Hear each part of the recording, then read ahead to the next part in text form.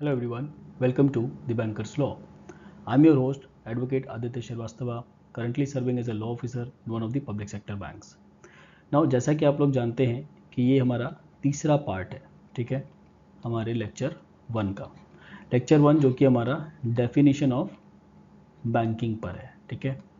ये भी चल रहा है, कंटिन्यूएशन में है ये लेक्चर, ठीक है। इसके हमने 4 पार्ट्स कर लिए थे, मतलब 4 टॉपिक्स इसके कर लिए थे और 4 टॉपिक्स हमें और कवर करने हैं, जो कि हम इस थर्ड पार्ट में कवर करने जा रहे हैं, ठीक है। ये लास्ट पार्ट होने वाला है। इसके बाद हमारे जो डेफिनेशन ऑफ बैंकिंग है, ये टॉपिक कंप्लीट हो जाएगा। नाउ ये टॉपिक बेसिकली इसलिए मैं पहले करा रहा हूँ क्योंकि मुझे आपको एक आइडिया देना है रिगार्डिंग बैंकिंग क्या होता है, ठीक है। बैंकिंग के बिजनेस का आइडिया देना है, ठीक है। इसके अलावा लाइसेंसिंग, ठीक है, क्या होती है, जो भी रिक्वायरमेंट्स हैं, बेसिक जो रिक्वायरमेंट्स हैं, ठीक है, वो आपको पता होनी चाहिए। बेसिक रिक्वायरमेंट्स आपको पता होनी चाहिए।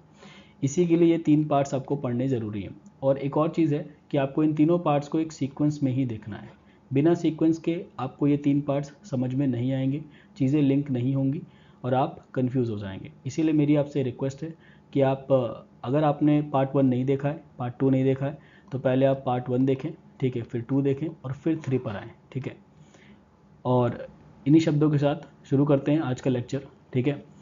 लेकिन उससे पहले हम ये देख लेते हैं कि पहले 2 पार्ट्स में हमने क्या क्या चीज़ें डिस्कस कर रखी हैं, ठीक है। एक बार मैं स्लाइड्स आपको दिखा रहा हूँ। जिन्होंने भी दोनों क्लासेस नहीं करी हैं वो प्लीज़ स्लाइड्स को एक बार ज़रूर देख लें पॉज करके, ठीक है। देखिए, डेफिनेशन ऑफ बैंकिंग ये मैंने 8 पार्ट्स में तोड़ दिया था, ठीक है। 8 पार्ट्स हैं टोटल, ठीक है। इन्हीं को हम लोग पढ़ रहे हैं। 4 हम पढ़ चुके हैं, 4 हमें पढ़ने हैं, ठीक है। एक बार इसे देख लीजिएगा।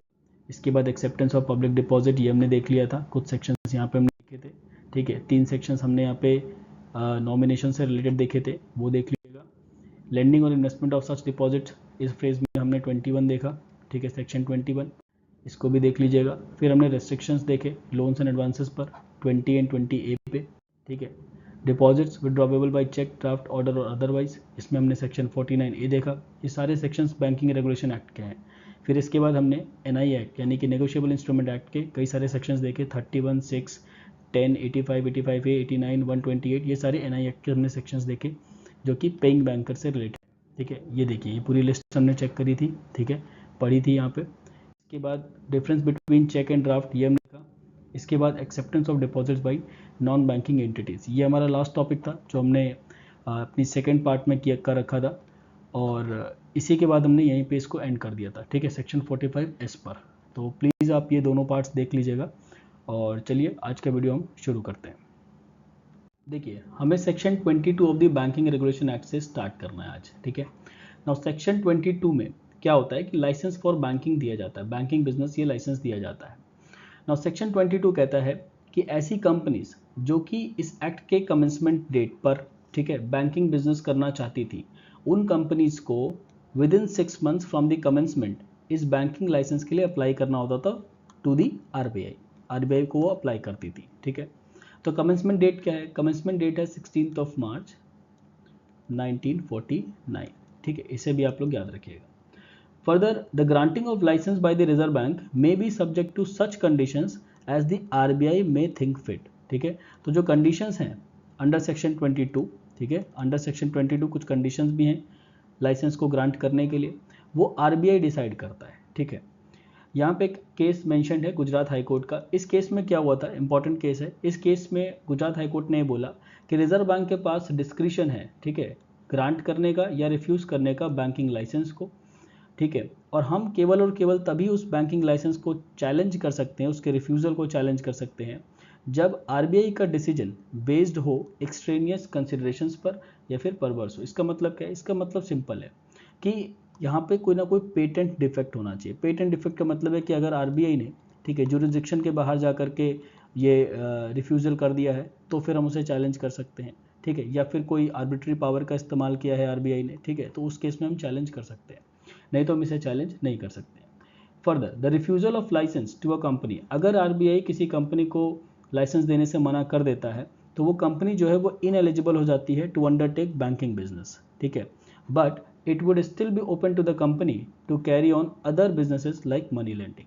तो जो दूसरे बिजनेस हैं, बैंकिंग बिजनेस नहीं, इसके अलावा जो दूसरे बिजनेस हैं, मनी लेंडिंग का जैसे हो गया, ठीक है, इसके अलावा आपका कैपिटल फाइनेंसिंग का एक बिजनेस होता है, जहाँ पर डिपॉजिट्स केवल इसलिए लिए जाते हैं ताकि कैपिटल को फाइनेंस कर सके, ठीक है। जो भी आपकी बिजनेस कैपिटल है उसको फाइनेंस करने के लिए आप डिपॉजिट्स को लेते हैं। तो इस तरीके के जो बिजनेसेस हैं वो यहाँ पे परमिट है, ठीक है, यहाँ पे परमिट है, वो कर सकते हैं आप।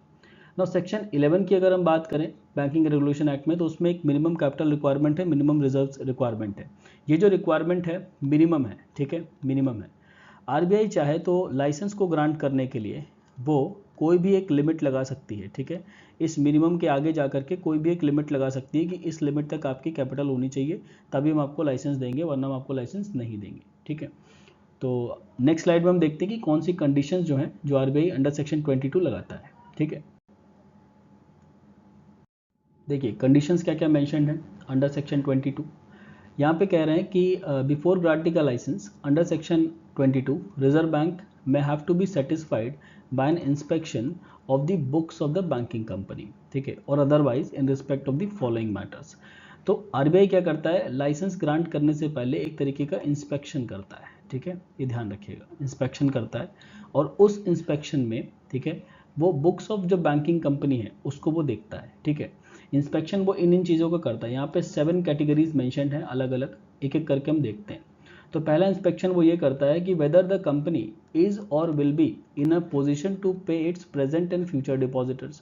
तो जो उसके प्रेजेंट और फ्यूचर डिपॉजिटर्स हैं, क्या वो उनको फुल्ली पे कर सकता है कि नहीं, ठीक है। उसके पास इतने रिजर्व्स हैं, इतनी कैपिटल रिक्वायरमेंट है कि वो अपने डिपॉजिटर्स को, जो कि प्रेजेंट या फ्यूचर दोनों हो सकते हैं, उनको फुल्ली पे कर सकता है कि नहीं।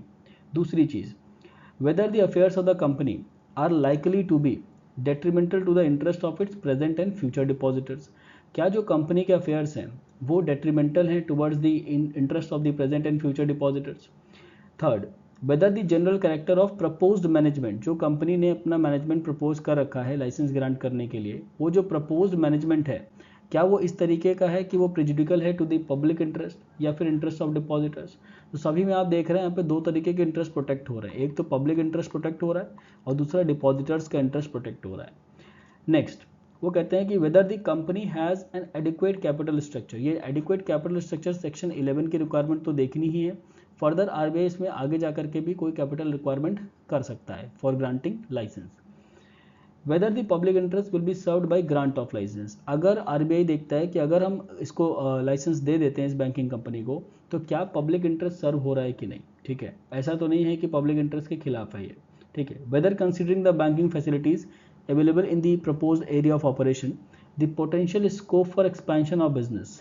ये क्यों लिखा हुआ है, ये इसलिए लिखा है फाइनेंशियल इंक्लूजन के लिए। आरबीआई ये देखता है कि क्या इसे बैंकिंग का लाइसेंस दे करके फाइनेंशियल इंक्लूजन हो रहा है या नहीं। ये शब्द आपने सुना होगा कई बार, ठीक है। तो वो देखता है कि क्या यहाँ पे अगर मैं इसको लाइसेंस देता हूँ तो पोटेंशियल स्कोप है for the expansion of business of bank का, ठीक है कि नहीं है। फर्दर वो ये भी देखता है कि जो ग्रांट ऑफ लाइसेंस है क्या वो इनकंसिस्टेंट तो नहीं है विद द मॉनेटरी स्टेबिलिटी और इकोनॉमिक ग्रोथ, ठीक है। जैसे कि विजय माल्या, ठीक है, विजय माल्या की अगर मैं बात करूँ तो अगर विजय माल्या साहब चाहें, ठीक है, विजय माल्या साहब चाहें कि इनको एक बैंकिंग कंपनी का लाइसेंस चाहिए, ठीक है, तो आरबीआई को अगर अप्लाई करेंगे तो इनको नहीं मिलेगा। क्यों नहीं मिलेगा, क्योंकि इकोनॉमिक ग्रोथ और मॉनेटरी स्टेबिलिटी के खिलाफ है और इवन पब्लिक इंटरेस्ट के भी खिलाफ है, ठीक है, तो इनको ये लाइसेंस नहीं मिलेगा। तो इस तरीके से आरबीआई देखता है, ठीक है। लास्ट पॉइंट जी पॉइंट क्या कहता है कि the fulfilment of any other condition, ये एक रेजिडरी प्रोविजन है जिसमें कोई भी दूसरी कंडीशन आरबीआई लगा सकता है, ठीक है, इन द पब्लिक इंटरेस्ट लगा सकता है और द इंटरेस्ट ऑफ डिपॉजिटर्स, ठीक है। तो दोनों इंटरेस्ट मैंने यहाँ पे मेंशन किए, पब्लिक इंटरेस्ट या इंटरेस्ट ऑफ डिपॉजिटर्स को सेव करने के लिए आरबीआई कोई भी अदर कंडीशन भी लगा सकता है under section 22 for granting licence. देखिए ये जो हमारा डेफिनेशन ऑफ बैंकिंग है उसका ये 6th और 7th पॉइंट है, ठीक है। ये मैंने एक ही में मर्ज कर दिया है, permitted business and prohibited business, ठीक है। Now although traditionally the main business of banks is the acceptance of deposits and lending, जिसे मैंने कोर बिजनेस बताया था आपको, ठीक है।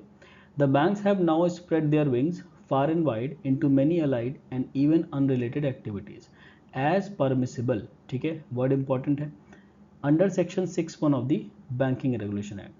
तो जो 6(1) में है वो सारा क्या है, परमिटेड बिजनेस है, ठीक है। ये पूरी एक लिस्ट है, ए से लेकर के ओ तक की लिस्ट है। इवन ओ में ये भी लिखा है कि do any other business specified by the central government as the lawful business of a banking company. देखिए ये सारा जो 6(1) है ना, ये 6(1) बैंकिंग कंपनी पर लगता है। बहुत देर से मैं ये वर्ड यूज़ कर रहा हूँ बैंकिंग कंपनी, बट मैंने ये नहीं बताया कि बैंकिंग कंपनी कहाँ पे डिफाइंड है। तो ये डिफाइंड है सेक्शन 5C में, ठीक है, section 5C of the banking regulation act, इसमें बैंकिंग कंपनी डिफाइंड है। बैंकिंग कंपनी की जो डेफिनेशन है उसमें एक एक्सप्लेनेशन भी है, ठीक है, इस एक्सप्लेनेशन को समझना ज़रूरी है। ये बेसिकली एक्सप्लेनेशन से ज़्यादा ये एक एक्सेप्शन भी है, ठीक है, एक्सेप्शन भी है, तो ये भी हम ध्यान रखेंगे। एक्सेप्शन क्या है?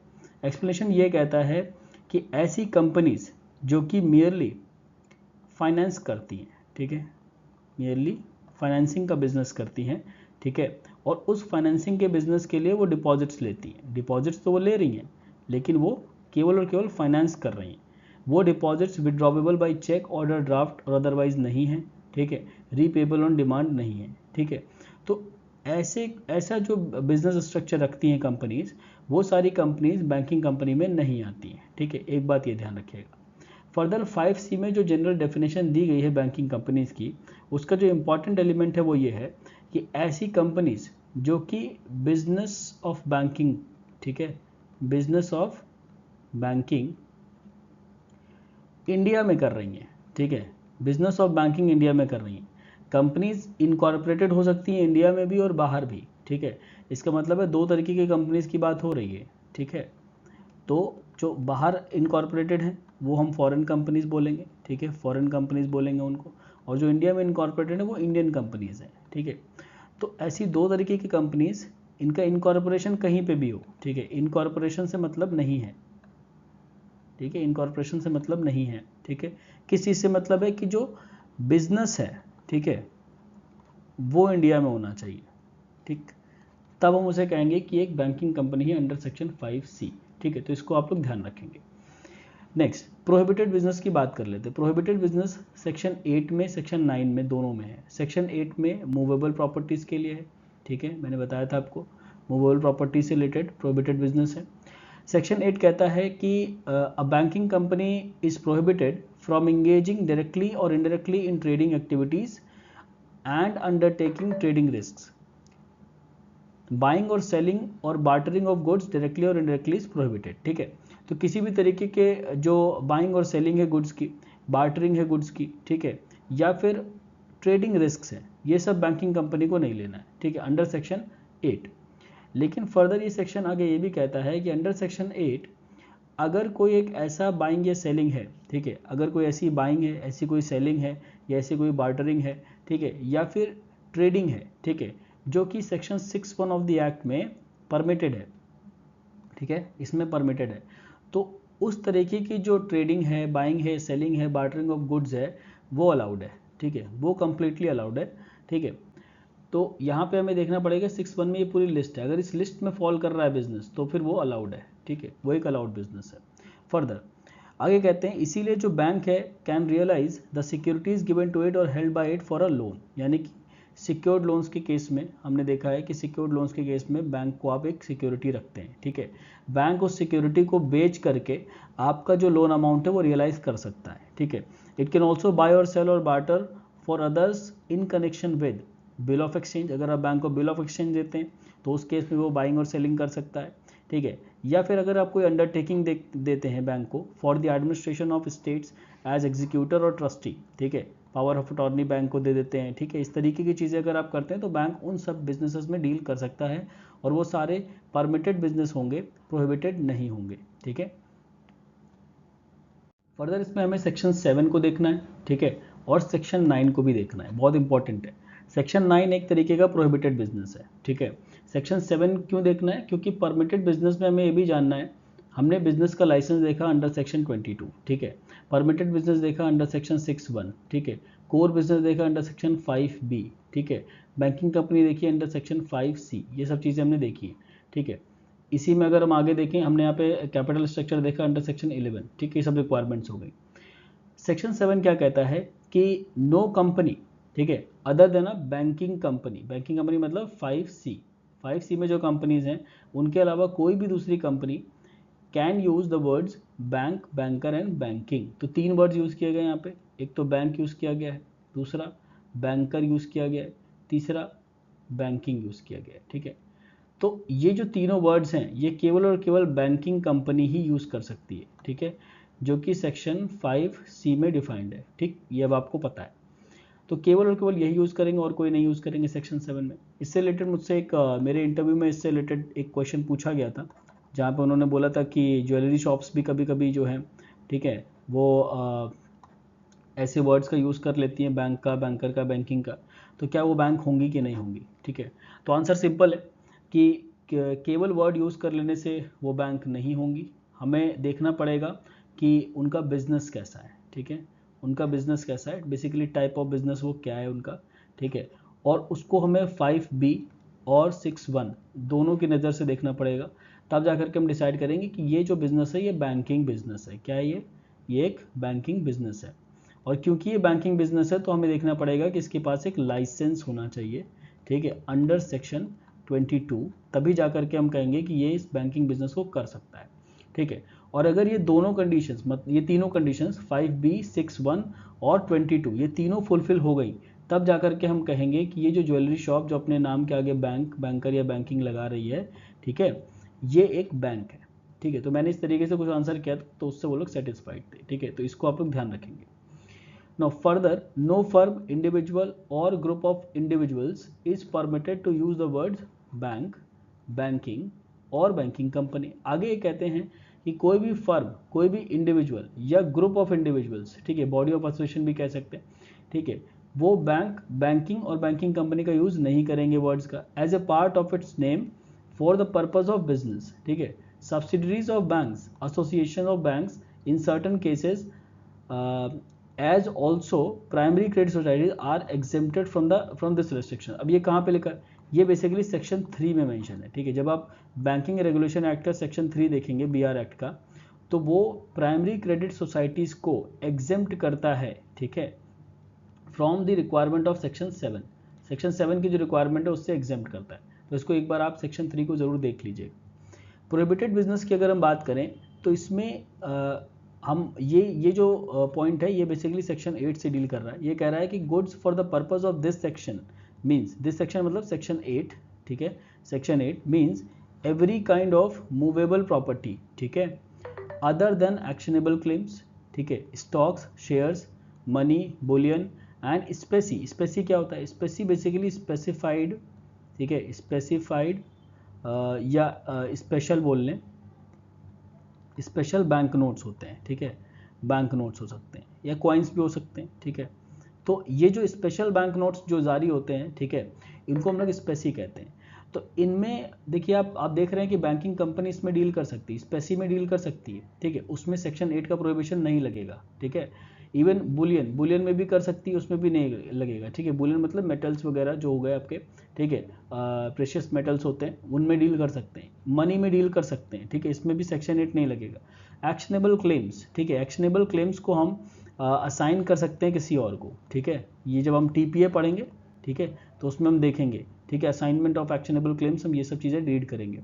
तो इनको भी असाइन कर सकते हैं, इसमें डीलिंग हो सकती है, इस पर सेक्शन 8 नहीं लगता है, ठीक है। तो सेक्शन 8 एक्शनेबल क्लेम्स पे नहीं लगता है, मनी पे नहीं लगता है, बुलियन पे नहीं लगता है, स्पेसी पे नहीं लगता है। इवन इसके अलावा स्टॉक्स पे भी नहीं लगता है, शेयर्स पे भी नहीं लग सकता है। क्यों, ट्रांसफर ऑफ शेयर्स अलाउड है, ठीक है। अभी हम आगे कुछ प्रोविजंस देखेंगे जहाँ पे हम शेयर्स की ट्रांसफरेबिलिटी देखेंगे बैंकिंग कंपनी के केस में।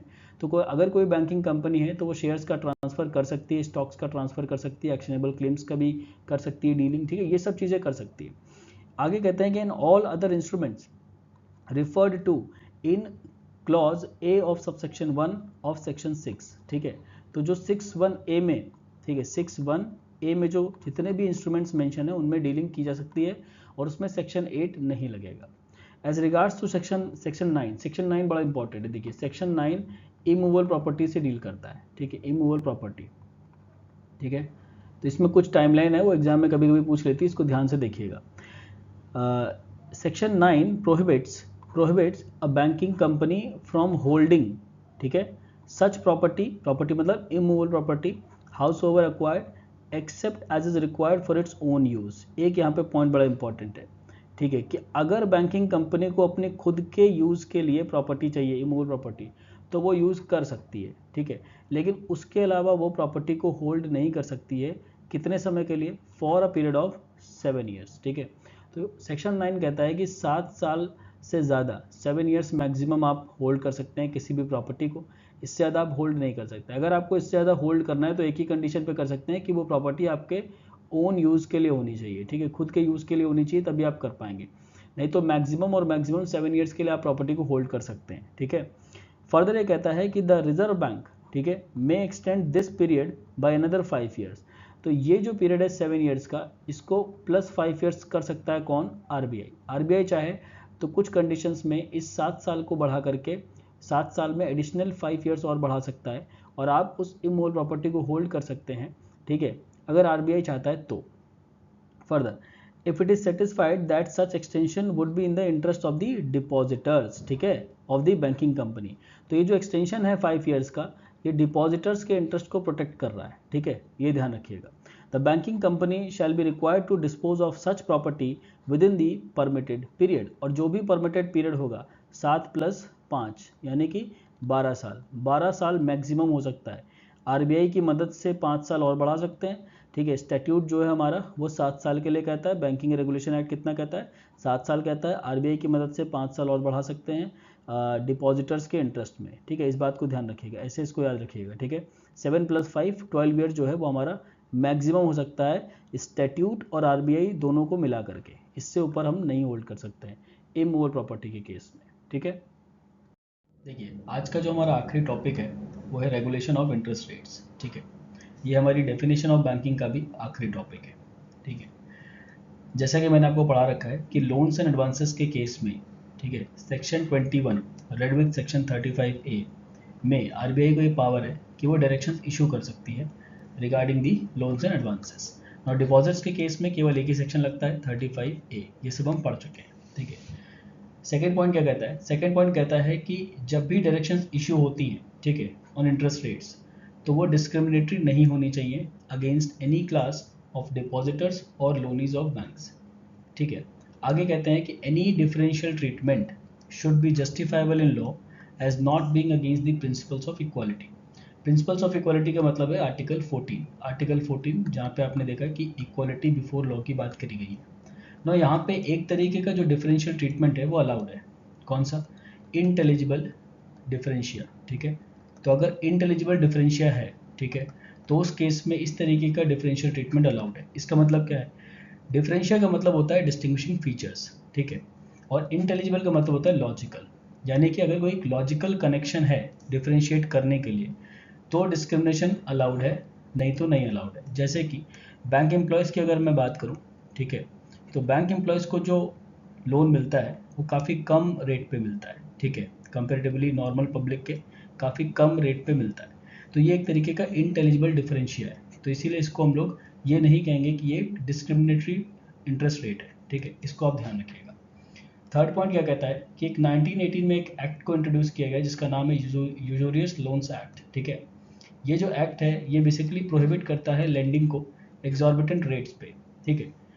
असल में हो क्या रहा था कि उस समय पर 1918 में जितने भी वीकर बोरोवर्स होते हैं, ठीक है, जितने भी वीकर बोरोवर्स होते हैं वो सभी के सभी 1918 इस एक्ट को इस्तेमाल कर रहे थे रेमेडी सीख करने के लिए, ठीक है, अगेंस्ट दी एग्जॉर्बिटेंट रेट्स।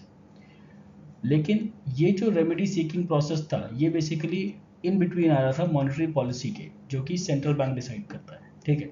तो हुआ ये कि डिसाइड ये हुआ कि हम एक सेक्शन 21A को इंट्रोड्यूस कर देते हैं under the banking regulation act to make the rates of interest charge by banking companies beyond the scrutiny of courts, यानी कि कोर्ट्स में इसको स्क्रूटनाइज नहीं किया जा सकता है, ठीक है। लेंडिंग में जितने भी इंटरेस्ट रेट्स होते हैं उनको आप कोर्ट्स में स्क्रूटनाइज नहीं कर सकते, ठीक है। फर्दर सेक्शन 21A क्या कहता है कि जो भी transactions between a banking company and it's debtor होते हैं, मतलब बैंकिंग कंपनी जब लोन देती है तो वो क्रेडिटर होती है, ठीक है, और आप और हम क्या होते हैं, डेटर होते हैं, ठीक है। तो उस केस में बैंकिंग कंपनी और डेटर के बीच में कोई भी ट्रांजैक्शन किया गया हो उस केस में उसे रीओपन नहीं किया जा सकता है कोर्ट में on the grounds that the interest rate charge is excessive, ठीक है, इस ग्राउंड पर नहीं किया जा सकता। आगे कहते हैं कि this provision is given an overriding effect over the provisions of the 1918 act, ठीक है, और any other law relating to indebtedness in force in any state. मतलब कि 1918 का जो एक्ट है जिससे लोग रेमेडी सीख करते थे बोरोवर्स, ये अब ओवरराइड हो चुका है बाय सेक्शन 21A। इसके अलावा अगर कोई और दूसरा लॉ है स्टेट में तो वो भी ओवरराइड हो जाएगा बाय सेक्शन 21A। ठीक है, तो आज के लिए हम इतना ही रखते हैं। बाकी नेक्स्ट क्लास में हमने अभी तक जितने भी सेक्शंस पढ़े हैं, ठीक है, अभी तो मैंने आपको टॉपिक वाइज चीज़ों को कवर किया है, बट इसी टॉपिक वाइज में कवर करते वक्त मैंने कई सारे सेक्शंस बैंकिंग रेगुलेशन एक्ट के कवर कर लिए हैं और एनआई एक्ट के कवर कर लिए हैं। ठीक है, जिनकी एक लिस्ट मैं आपको प्रोवाइड करूँगा नेक्स्ट क्लास में, और हम उस लिस्ट से पूरा का पूरा रिविजन करने वाले हैं अभी तक हमने जितने भी सेक्शंस पढ़े हैं उनको। और कुछ नए सेक्शंस भी हैं, जैसे कि सेक्शन 11 हमने नहीं पढ़ा है बैंकिंग रेगुलेशन एक्ट का, सेक्शन 17, सेक्शन 18, ठीक है, सेक्शन 24, सेक्शन 25 नहीं पढ़ा है। फिर हमें सेक्शन 12, 13, 14, 15 और 16, ठीक है, ये सारे सेक्शंस हमें पढ़ने हैं। ठीक है, जितने भी मैं यहाँ पे लिख रहा हूँ ये सारे एक्स्ट्रा में जो हमें पढ़ने हैं। और इसके अलावा सेक्शन 10B हमारे लिए इम्पॉर्टेंट है, इवन सेक्शन 10B भी इम्पॉर्टेंट है। ठीक है, तो ये सारे सेक्शंस हमारे लिए इम्पॉर्टेंट हैं बैंकिंग रेगुलेशन एक्ट के, जो हमने अभी नहीं किए हैं लेकिन हम नेक्स्ट क्लास में कवर करेंगे। टिल देन आप लोग पढ़ते रहिए। अगर आपको ये वीडियो पसंद आया तो इसे लाइक करिए, शेयर करिए, कमेंट करिए, और जिसने भी चैनल को सब्सक्राइब नहीं किया है वो इसे सब्सक्राइब कर ले। क्यों? क्योंकि मैं इन जितने भी लॉज मैं यहाँ पे डिस्कस करने वाला हूँ IBPS एसओ लॉ मेन से, उन सभी के MCQs भी लेकर के आने वाला हूँ बहुत ही जल्द। ठीक है, तो अगर आपने सब्सक्राइब कर रखा होगा तो आपको MCQs भी मिल जाएंगे। और MCQs सॉल्व करने के एक तरीका भी होगा जो मैं आपको बताऊंगा। ठीक है, और बिना MCQs के आप मेंस का पेपर नहीं लिख पाएंगे। ठीक है, इसलिए आपको मेंस में MCQs को सॉल्व करना ज़रूरी है। ठीक है, तो देखते रहिए। Till then keep going and keep growing.